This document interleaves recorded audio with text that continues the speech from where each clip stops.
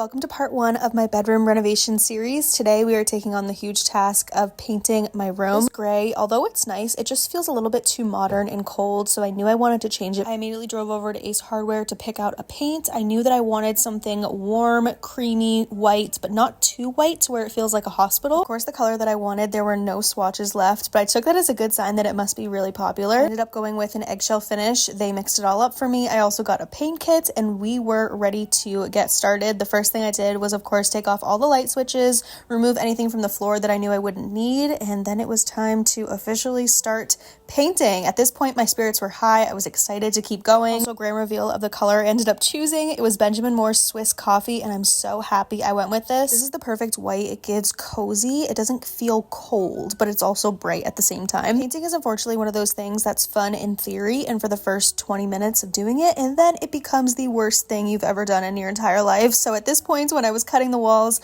I was ready to give up, but I knew I couldn't. I had to keep going. I finally got to rolling, and I thought that that was going to be really fun. And again, it was fun for like 10 minutes, and then I hated my life again. I was really naive, and I thought I was going to be done with this in one day, but when the first coat is looking like this, you know you're going to be there for a while. Somehow my hands and entire body got covered in paint, but by the third coat, I could see the light at the end of the tunnel. It was starting to look really good. After 5 coats, a full can of paint, and a couple mental breakdowns, I was officially done, and I'm really happy with how this turned out. I feel like in person, it just looks so much brighter, so much crispier. I feel like it's the perfect base for the start of my bedroom renovations, and I love the way it turned out. Also, don't forget to follow because part 2 is coming very soon. I got my first furniture delivery, and I'm obsessed.